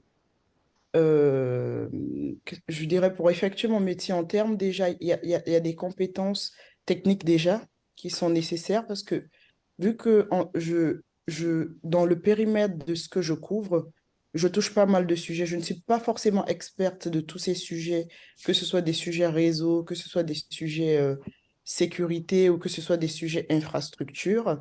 Mais j'arrive quand même à discuter, à comprendre, à m'intégrer et accompagner le client à mettre en place tous ces petits bouts. Et lorsque j'ai besoin d'experts pour des sujets assez pointus, par exemple réseau, je fais appel à des spécialistes réseau en fait. Donc moi, je suis un peu une sorte de... J'ai un petit un background chapeau en fait pour justement aider à avoir toutes les bonnes ressources pour le client. Les compétences nécessaires, il y a du réseau, il y a des compétences en sécurité, il y a des compétences en infrastructure, c'est-à-dire des compétences qui tournent autour du cloud. Après, moi, j'ai un parcours un peu spécial parce que j'ai fait pas mal, j'ai eu différents postes, j'ai fait différents parcours universitaires, ce qui fait que je touche un peu à tous ces bouts-là aujourd'hui. Comment les acquérir? Aujourd'hui, pour acquérir les compétences de manière générale, c'est assez simple et compliqué à la fois. Simple dans la mesure où on trouve beaucoup de ressources aujourd'hui gratuites en ligne. Il faut vraiment chercher, fouiller. Compliqué dans le sens où ça demande du temps et de l'investissement. Donc, aujourd'hui, il y a pas mal de sites, comme je disais, en informatique. Moi, quand je débutais, je suivais, par exemple, des cours sur un site qui s'appelle le site du zéro, qui a été changé. Il y a d'autres sites qui sont Open Classroom. Il y a des sites qui font des formations payantes, mais qui ne coûtent pas vraiment cher. Il y a aussi des formations académiques qu'on peut suivre, ou vraiment des formations un peu, comme disait tout à l'heure, le nom, je suis désolée, celle qui a juste intervenu avant moi. Madame Jocelyne. Voilà, Madame Jocelyne, ce qu'elle disait tout à l'heure, sa sœur qui a fait une formation assez rapide et qui a pu aujourd'hui exercer un poste de de business analyst. Donc, en termes de acquisition des compétences, personnellement, c'était plutôt dans mon parcours académique, donc à l'école.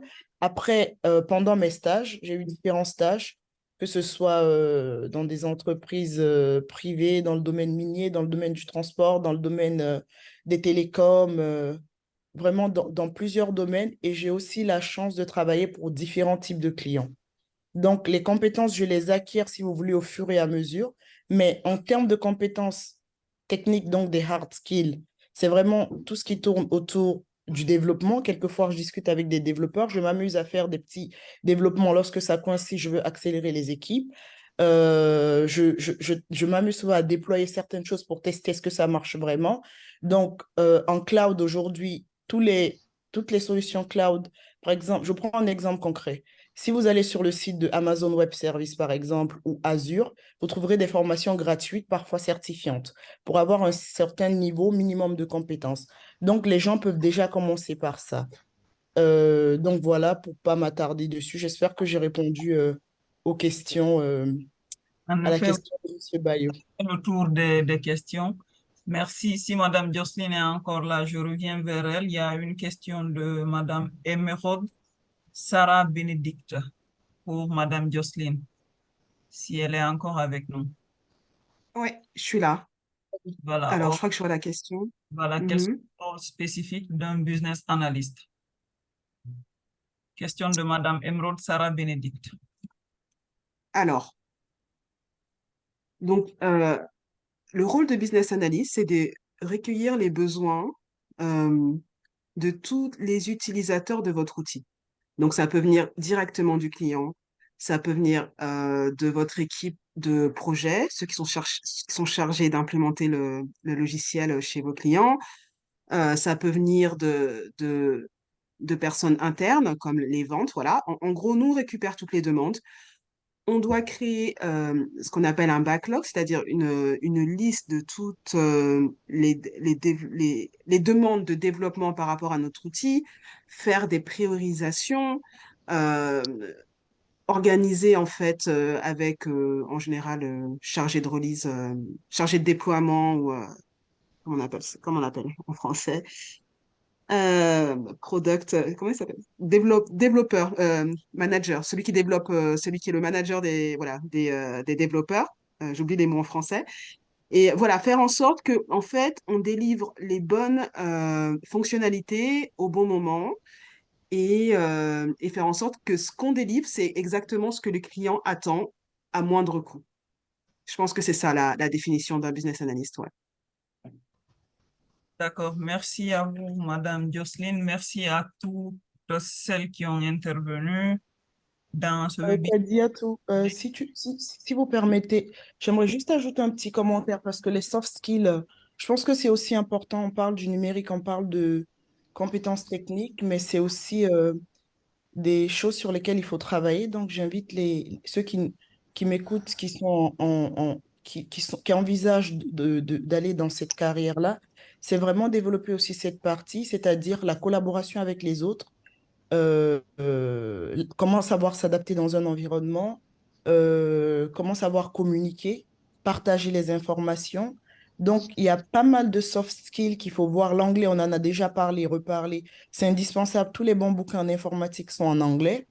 Donc, il faut vraiment travailler aussi ce côté-là parce que c'est un côté qui fait souvent toute la différence lors des entretiens.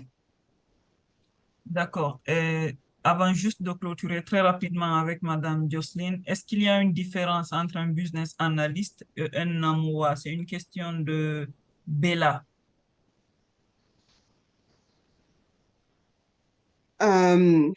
Maîtrise d'ouvrage. Très honnêtement, je pense que c'est très spécifique à l'entreprise.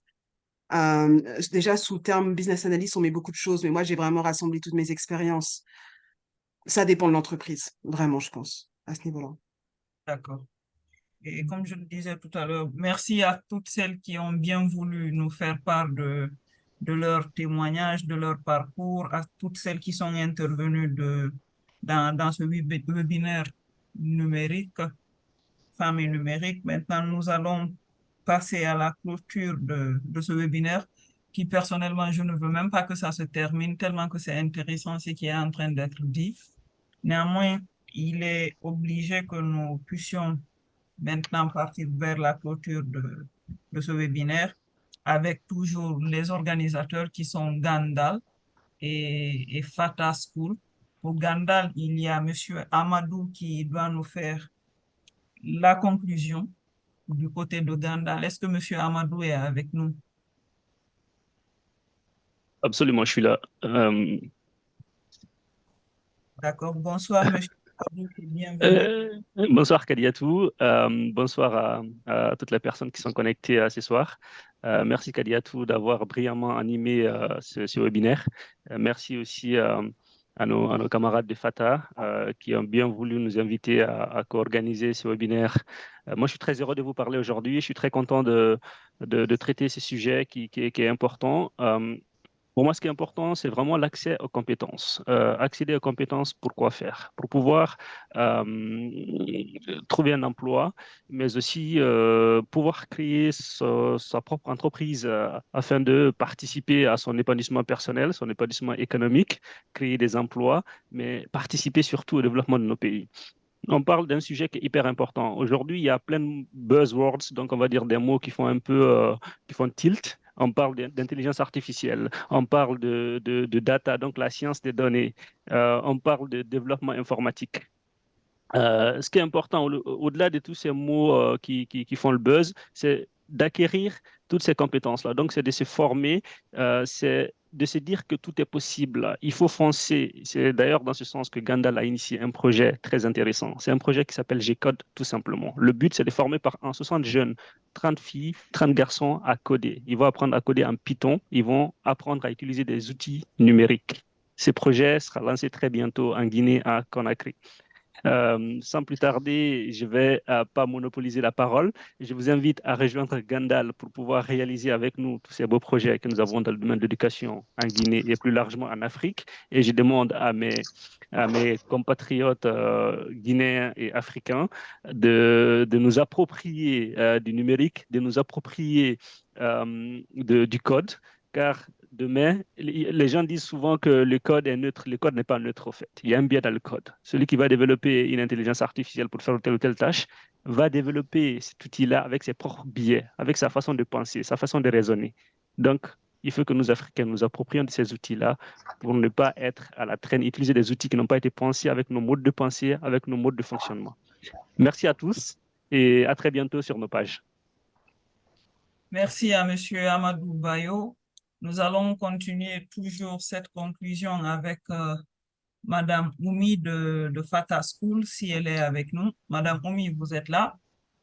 Oui, je suis bien là. J'ai bien écouté l'ensemble des témoignages et je m'en suis nourrie. Alors, Amadou, tu parlais de biais.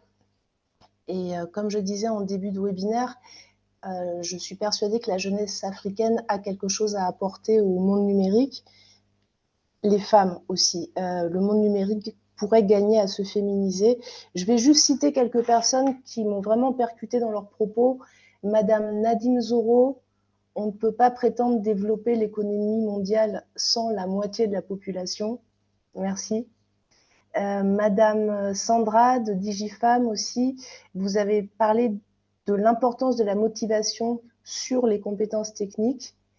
Madame Aïssata Tambadou, vous avez parlé de l'importance d'intervenir dès le jeune âge pour l'exemplarité, l'inspiration, et Madame Oulimatou Baldé a parlé aussi de ça, qu'il fallait sensibiliser les enfants dès la maternelle carrément pour déconstruire et apporter des valeurs telles que l'entraide, la représentation via des jeunes ambassadeurs, et typiquement chez FATA, on cherche à avoir des ambassadeurs, des ambassadrices pour notre initiative et pour le développement de l'Afrique grâce aux jeunes et grâce aux femmes en Afrique. L'importance du mentorat a été soulignée aussi par Oulimatou, et là je pense que le fait de se réunir comme ça tous ensemble, d'échanger, ça donne des possibilités de mentorat et d'appui pour les jeunes. Merci aussi à Madame Kadiatou Konaté qui a parlé du numérique comme un outil d'émancipation pour les femmes et de l'importance d'utiliser le numérique à bon escient, ce qui me rappelle que Madame Kadiatou Diallo, notre honorable modératrice, maître de cérémonie, vous aviez parlé de ça à la remise de prix du concours FATA, de l'importance pour les jeunes de passer du temps à utiliser Internet intelligemment. Et je ne sais plus qui exactement a parlé de l'importance des femmes dans l'éducation. Donc moi, j'en déduis que si ce sont les mamans, d'ailleurs il y a beaucoup de mamans parmi nous, qui transmettent l'importance de l'éducation numérique, on va vraiment y gagner. Et merci aussi à la jeune Jamilatou Diallo qui commence sa carrière et qui démystifie un peu les choses, qui rappelle qu'il faut se faire confiance en soi. Merci à Jocelyne qui a parlé de ses compétences informelles, les soft skills. J'ai envie de parler d'une petite anecdote. Un jour, un professeur m'a dit les femmes sont plus douces. Et moi, je lui ai demandé quelle est votre source? Je ne crois pas en la douceur des femmes. Je pense qu'il faut un bon mélange de fermeté, d'intelligence et de ne pas avoir peur des challenges qui sont propres aux femmes. Merci beaucoup. Je ne veux pas monopoliser la parole. Vous avez bien nourri la réflexion pour Fata School, en tout cas. Et merci aussi pour cette collaboration avec Gandal. Et un grand merci à vous, Madame Kadiatou Diallo.